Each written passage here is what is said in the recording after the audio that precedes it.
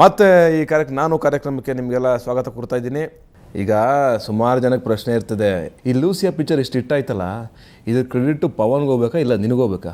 ಈ ಸಿನಿಮಾದಲ್ಲಿ ಹೀರೋ ಯಾರೂ ಇಲ್ಲ. Pavan also not a hero, Satish also not a hero. ಇದರಲ್ಲಿ ಎಲ್ಲರೂ ಹೀರೋನೇ. ಯಾಕೆಂದರೆ ಪ್ರತಿಯೊಬ್ಬರು ಇದಕ್ಕೆ ಸುಮಾರು ಜನ, ಸಾಕಷ್ಟು ಜನ, ಸಾವಿರಾರು ಜನ ಹಣ ಹೂಡಿದ್ದಾರೆ ಈ ಸಿನಿಮಾಗೆ. ಅವರೆಲ್ಲರೂ ಹೀರೋನೇ. ಬಹುಶಃ ಅವರೆಲ್ಲರೂ ನಮ್ಮನ್ನು ನಂಬಿ ಹಣ ಹೂಡಿರಲಿಲ್ಲ ಅಂದರೆ ಈ ಸಿನಿಮಾ ಆಗ್ತಾ ಇರಲಿಲ್ಲ. ಇದೆಲ್ಲದಕ್ಕೂ ಮಿಗಿಲಾಗಿ ಜನ ಹಣ ಹೂಡಿದ್ರು, ಅವರೇ ಹೀರೋ ಅಂತ ನನ್ನ ಪ್ರಕಾರ. ಜನ ಎಲ್ಲ ಮಾತಾಡ್ಕೋತವ್ರೆ. ಜನ ಎಲ್ಲ ಅನ್ನೋದಕ್ಕಿಂತ ಗಾಂಧಿನಗರದವ್ರು ಸಿಕ್ಕಾಪಟ್ಟೆ ಮಾತಾಡ್ಕೋತವ್ರೆ ನಿನ್ನ ಬಗ್ಗೆ. ಏನಂತ ಗೊತ್ತೇ? ನಿನಗೆ ಸಿಕ್ಕಾಪಟ್ಟೆ ದುರಹಂಕಾರ ಅಂತ.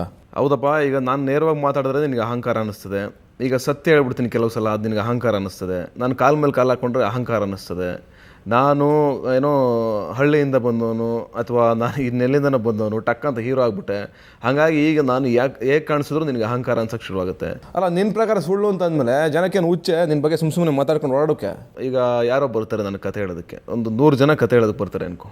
100 ಜನದಲ್ಲಿ ನಾನು 98 ಕತೆನ ರಿಜೆಕ್ಟ್ ಮಾಡ್ತೀನಿ. ಆ ರಿಜೆಕ್ಟ್ ಮಾಡಿ 98 ಜನ ನನ್ನ ಬಗ್ಗೆ ಏನು ಮಾತಾಡ್ತಾರೆ? ಅವನು ದುರಾಂಕಾರ ರೀ, ಕಾಲ್ ಶೀಟೇ ಕೊಡಲ್ಲ ಅವನು, ಅಥವಾ ಎಷ್ಟು ದುಡ್ಡು ಕೇಳ್ತಾನೆ, ಎಷ್ಟು ದುಡ್ಡು ಕೇಳ್ತಾನೆ ಅಂತ ಮಾತಾಡ್ತಾರೆ.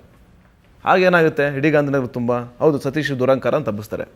ಈಗ ನಾನು ಸಾಕಷ್ಟು ಸಲ ಏನು ಮಾಡಿದ್ದೀನಿ ಅಂದರೆ, ಯಾರೋ ಪ್ರೊಡ್ಯೂಸರ್ನ ಕರ್ಕೊಂಬಂದಾಗ ಎದುರುಗಡೆ ಹೇಳ್ಬಿಟ್ಟಿದ್ದೀನಿ, ಸರ್ ಈ ಕತೆ ಮಾಡಿಬಿಡಿ, ಇದು ವರ್ಕೌಟ್ ಆಗೋಲ್ಲ, ನಿಮ್ಮ ಸುಮ್ಮನೆ ದುಡ್ಡು ಹೋಗುತ್ತೆ, ಬೇಡ ನೀನು ಮಾಡ್ಬಿಡೋಣ, ಬೇರೆ ಸ್ಕ್ರಿಪ್ಟ್ ಮಾಡು ಅಂತ ಸುಮಾರು ಜನ ಕೇಳಿದ್ದೀನಿ ನಾನು. ಈ ಥರದ ಆ್ಯಟಿಟ್ಯೂಡಿಂದ ನನ್ನ ಬಗ್ಗೆ ಅಹಂಕಾರ ಅಂತ ಅನ್ಕೋತಾರೆ. ನಾನು ಸುಮ್ಮನೆ ಯಾರ ಮೈ ಮೇಲೆ ಬಿದ್ದು ಮಾತಾಡ್ಸೋಕ್ಕೆ ನಾನು ಇಷ್ಟಪಡಲ್ಲ. ನಾನು ಯಾರಿಗೂ ಬಕೆಟ್ ಹಿಡಿಬೇಕು ಅಂತ ಅನಿಸಲ್ಲ. ನಾನು ಬದುಕೋದೇ ಹಾಗೆ. ಅದನ್ನು ಕಲಿಸಿರೋದು ನನಗೆ ರಂಗಭೂಮಿಯಿಂದ ಕಲ್ತ್ಕೊಂಡಿರೋದು ನನ್ನದು.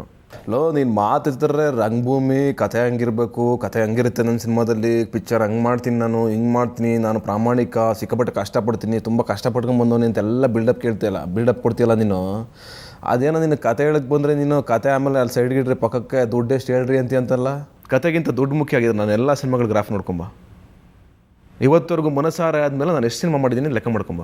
ಹಂಗೇನಾದರೂ ಆಗಿದ್ರೆ ನಾನು ಇಷ್ಟೊತ್ತಿಗೆ ನಾನು 50ರಿಂದ 60 ಸಿನಿಮಾ ಆಗಬೇಕಾಗಿತ್ತು. ಎಷ್ಟು ಸಿನಿಮಾಗಳನ್ನ ರಿಜೆಕ್ಟ್ ಮಾಡಿದ್ದೀನಿ ನಾನು. ದುಡ್ಡುಗೋಸ್ಕರ ಮಾಡಿದರೆ ಇವತ್ತು ಸತೀಶ್ ಚೆನ್ನಾಗಿ ದುಡ್ಡು ಮಾಡ್ಕೊಂಡು ಸೆಟ್ಲ್ ಆಗ್ಬೋದಾಗಿತ್ತು. ಇಷ್ಟೊತ್ತು ನಾನು ಹೀರೋ ಆಗಿ ನಾನು ಬಂದಿರೋ ಕತೆಗಳಲ್ಲಿ ಲೂಸಿ ಆದಮೇಲೆ ಇಷ್ಟೊತ್ತು ನಾನು ಒಂದು 10-15 ಸಿನಿಮಾ ಶೂಟಿಂಗ್ ಮಾಡ್ಬೋದಾಯಿತು. ನಾನು ಶೂಟಿಂಗ್ ಮಾಡಿ 1 ವರ್ಷ ಆಗಿದೆ. ಆಫ್ಟರ್ ಲವ್ ಇನ್ ಮಂಡ್ಯ ನಾನು ಯಾವ ಪಿಕ್ಚರು ಮಾಡಿಲ್ಲ. ಮನೇಲೇ ಕೂತಿದ್ದೀನಿ, ವರ್ಕೌಟ್ ಮಾಡ್ಕೊಂಡು ಡ್ಯಾನ್ಸ್ ಮಾಡ್ಕೊಂಡು. ಹಂಗೆ ಮಾಡೋದಾಗಿರೋ ದುಡ್ಡುಗೋಸ್ಕರ ಮಾಡ್ಬೋದಾಗಿತ್ತಲ್ಲ ಸಾಲು ಸಿನಿಮಾ ನಾನು. ಆದರೂ ಸರಿ ಇಲ್ಲ ಬಿಡ್ಲಾ ನೀನು. ಸುಮ್ಮನೆ ಯಾಕಲ್ಲ ಜನ ನಿನ್ನ ಮೇಲೆ ಆರೋಪ ಮಾಡೋರು? ಒಂದು ಕೇಳ್ಕೊ, ಒಂದೇ ಒಂದು ಮಾತಾಡ್ತೀನಿ ತಿಳ್ಕೊ. ಆರೋಪ ಮಾಡೋರು ನೋಡೋ, ನಾನು ಹಿಂಗೆ ಕೂತ್ಕೊಂಡ್ರೆ ಏನಂತಾರೆ, ಅತಿ ವಿನಯ, ಬಕೆಟ್ ಹಿಡಿತಾನೆ ಅನ್ಕೋತಾರೆ. ಹಿಂಗೆ ಕೂತ್ಕೊಂಡ್ರೆ ಏನಂತಾರೆ, ದುರಂಕಾರ ಅಂತಾರೆ.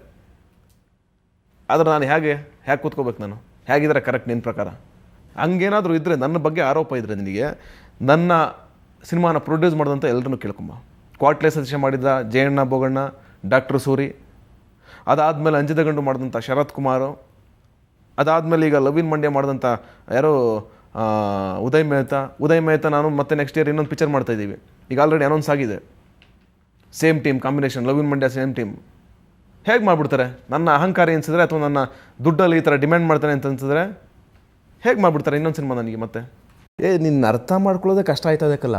ನೀನು ಹೆಂಗೆ ಅಂತಲೇ ಗೊತ್ತಾಯ್ತಲ್ಲ ನನಗೆ. ಈಗ ದುಡ್ಡಿಲ್ಲ ನನ್ನ ಹತ್ರ ಅಂತೀಯ ನೀನು, ಬ್ಯಾಂಕ್ ಬ್ಯಾಲೆನ್ಸ್ ಇಲ್ಲ ಅಂತೀಯ ನೀನು ನೋಡಿದ್ರೆ ಆಯ್ತಾ.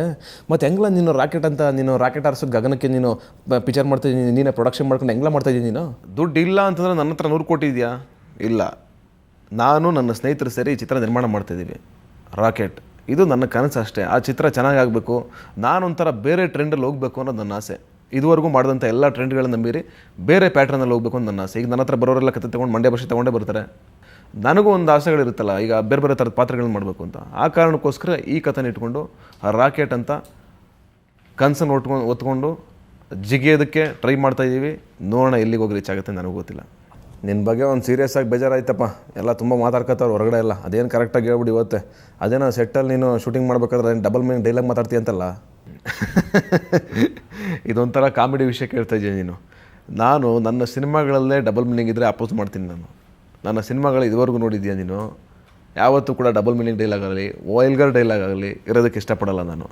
ಸಿಚುಯೇಷನಲ್ಲಿ ಬಂತಾ ಓಕೆ, ಆ ಸಿನಿಮಾಗೆ ಸಿಚುಯೇಷನಲ್ಲಿ ಬಂತಾ ಓಕೆ. ನಾನು ಹ್ಯೂಮರಸ್ ಆಗಿರ್ತೀನಿ, ಎಲ್ಲರೂ ನಗಿಸ್ತಾ ಇರ್ತೀನಿ, ಇಡೀ ಸೆಟ್ಟು ಲವಲವಿಕೆಯಿಂದ ಇರಬೇಕು. ಅದನ್ನು ಯಾವತ್ತೂ ಕಾಯ್ಕೊಳ್ಳೋಕೆ ಟ್ರೈ ಮಾಡ್ತೀನಿ. ಅದು ನಿನಗೆ ಡಬಲ್ ಮೀನಿಂಗ್ ಥರ ಕಾಣಿಸೋದು ನಾನಪ್ಪ ಮಾಡಲಿ? ಅಲ್ಲಕ್ಕಲ್ಲ, ನೀನು 3-4 ಪಿಕ್ಚರ್ ಮಾಡಿದವನು ನೀನು ಯೋಗರಾಜ್ ಭಟ್ರ ಜೊತೆಗಾರ ಬಂತ. ನಿನ್ನ ಪಿಕ್ಚರ್ ಯಾವುದಲ್ಲ? ಮನಸಾರೆ, ಪಂಚರಂಗಿ, ಡ್ರಾಮಾ ಎಲ್ಲ ಇಟ್ಟಲ್ಮೇನಲ್ಲ. ಅವ್ರು ತಾನೇ ನಿನಗೆ ಪಾತ್ರ ಕೊಟ್ಟು ಅಷ್ಟು ಚೆನ್ನಾಗಿ ಬೆಳೆಸ್ತವ್ರು ನಿನ್ನ. ಅವ್ರ ಬಗ್ಗೆನೇ ಅದೇನೋ ನೀನು ಅವ್ರನ್ನ ಗಾಡ್ ಫಾದರ್ ಅಲ್ಲ ಹಂಗೆ ಹಿಂಗೆ ಅಂತೇನೋ ಮಾತಾಡ್ದಂತೆ. ಇದು ನ್ಯಾಯವೇನಲ್ಲ ಇದು ನಿನಗೆ? ಅಲ್ಲಪ್ಪ, ನಾನು ತುಂಬ ಕ್ಲೀಶೆಡ್ ಪದಗಳನ್ನು ಬಳಸೋದಕ್ಕೆ ಇಷ್ಟಪಡಲ್ಲ. ನಿನಗೆ ಅರ್ಥ ಆಗಲ್ಲ, ನನಗೆ ಗೊತ್ತಿಲ್ಲ. ಗಾಡ್ ಫಾದರ್ ಅಂದರೆ ಏನು ಅರ್ಥ? ಆ ಪ್ರಶ್ನೆ ಒಂದೇ ಇಟ್ಕೊಂಡು ಮಾತಾಡಿದ್ದೆ ಅಷ್ಟೇ ನಾನು. ಹಂಗಂತ ನನ್ನ ಗುರುಗಳ ಬಗ್ಗೆ, ಯೋಗರಾಜ್ ಭಟ್ರ ಬಗ್ಗೆ ನಾನು ಯಾವತ್ತೂ ಕೆಟ್ಟದಾಗಿ ಮಾತಾಡಿಲ್ಲ. ಓಕೆ, ನನಗೆ ಎಷ್ಟು ಅವ್ರ ಬಗ್ಗೆ ಗೌರವ ಇದೆ ಅನ್ನೋದು ನನಗೆ ಮಾತ್ರ ಗೊತ್ತು, ನಿನಗೆ ಗೊತ್ತು, ಆಯಿತಾ? ಯಾಕೆ ಈ ಮಾತು ಹೇಳ್ತೀನಿ ಅಂದರೆ, ಯೋಗರಾಜ್ ಸರ್ದು ನೆಕ್ಸ್ಟ್ ನಾನು ಏನು ಮಾತಾಡಿದೆ ಅನ್ನೋದು ಯಾರು ಕೇಳಿಸ್ಕೊಳ್ಳಿಲ್ವಪ್ಪ. ನಾನು ಯೋಗರಾಜ್ ಸರ್ ಬಗ್ಗೆ ಮಾತಾಡಿದ್ದು ಆಯಿತು ಬಿಡು, ಅದೇನು ಮಾತಾಡಿದೆ ಅಂತ ಹೇಳು, ಎಲ್ಲರೂ ಗೊತ್ತಾಗಲಿ, 4 ಜನಕ್ಕೆ ತಿಳಿಯಲಿ, ದೊಡ್ಡವರು ಹೇಳ್ತಾರೆ. ಆಮೇಲೆ ನನ್ನ ಅಣ್ಣ ಅಂತಂದೆ, ನನ್ನ ಹಿತೈಷಿ ಅಂತಂದೆ, ನನ್ನ ಗುರು ಸಮಾನರು ಅಂತಂದೆ, ಆಯಿತಾ? ಇದಕ್ಕಿಂತ ದೊಡ್ಡ ಪದ ಇದೆಯಾ? ಗಾಡ್ ಫಾದರ್ ಅನ್ನೋದು ಒಂಥರ ಕ್ಲಿಷೆಡ್ ವರ್ಡ್ ಅದು. ಅದಕ್ಕೆ ನನಗೇನು ಇಷ್ಟ ಆಗಲಿಲ್ಲ. ಗಾಡ್ ಫಾದರ್ ಅಲ್ಲ ಅಂತಂದಿದ್ದು ಅಷ್ಟಕ್ಕೆ ಮಾತ್ರ ಹೊರ್ತು ಹಾಗಂತ ನನ್ನ ಸಂಬಂಧಗಳ ಬಗ್ಗೆ ಅಲ್ಲೆಗಳ್ದಿಲ್ಲ ನಾನು. ಇವತ್ತಿಗೂ ನಾನು ಹೇಳ್ತೀನಿ, ಯೋಗರಾಜ್ ಸರ್ ಹೆಸರು ನನ್ನ ಜೊತೆಗೆ ಸೇರ್ಕೊಂಡ್ಬಿಟ್ಟಿದೆ ನನ್ನ ಬ್ಲಡ್ಗೆ. ಯಾಕೆ ಅಂತಂದರೆ ಬಿಕಾಸ್ ಆಫ್ ನಾನು ಅಲ್ಲಿಂದನೇ ನನ್ನ ಕೆರಿಯರು ಮೇಲೆ ಕೆದ್ದಿದ್ದು ಕೂಡ. ಇವತ್ತಿಗೂ ನನಗೆ ಅಷ್ಟು ಕಂಡ್ರೆ ಅಷ್ಟೇ ಪ್ರೀತಿ, ಅವ್ರಿಗೂ ನನ್ನ ಕಂಡ್ರೆ ಅಷ್ಟೇ ಪ್ರೀತಿ. ಏನಾದರೂ ಇವನು ಭಾಳ ಬಿಲ್ಡಪ್ ಆಯ್ತವೆ ಒಂದು, ಆದರೂ ಪರವಾಗಿಲ್ಲ ಅನಿಸ್ತಾನೆ ಹುಡುಗ. ಆದ್ರೂ ಸ್ವಲ್ಪ ರಾಂಗ್ ಅನಿಸ್ತಾನೆ, ಸ್ವಲ್ಪ ಸರಿ ಹೋಗ್ಬೇಕು ಅಂತ ಅನಿಸ್ತದೆ ಈ ಹುಡುಗ. ಆದರೆ ಇವ್ನು ಹೆಂಗೆ ಸರಿ ಹೋಗ್ತಾನೆ, ಇವ್ನು ಹೆಂಗೆ ಸರಿ ಮಾಡೋದು ಅಂತ ಒಂಚೂರು ಪ್ರಯತ್ನ ಪಡುವ. ಅಲ್ಲಿವರೆಗೂ ಒಂದು ಸಣ್ಣ ವಿರಾಮ ತಗೊಳ್ಳಿ. ಅವಳ ಬಗ್ಗೆ ನಿನ್ನ ಬಗ್ಗೆ ಏನೋ ಸಿಕ್ಕಾಪಟ್ಟೆ ಓಡಾಡ್ತಾವೆ ನ್ಯೂಸು. ಅಲ್ಲ, ನನಗೆ ಅರ್ಥ ಆಗ್ತಾಯಿಲ್ಲ ನಿನ್ನ ಪ್ರಾಬ್ಲಮ್ ಏನು ಅಂತ. ಈಗ ನಾನು ಅವ್ರ ಜೊತೆಗೆ ಸಿನಿಮಾ ಮಾಡಿದ್ದೀನಿ ಅನ್ನೋಕ್ಕೆ ಮಾತ್ರಕ್ಕೆ ಅವ್ರ ಜೊತೆಗೆ ನನಗೂ ಅವ್ರಿಗೂ ಸಮಥಿಂಗ್ ಅನ್ಸ್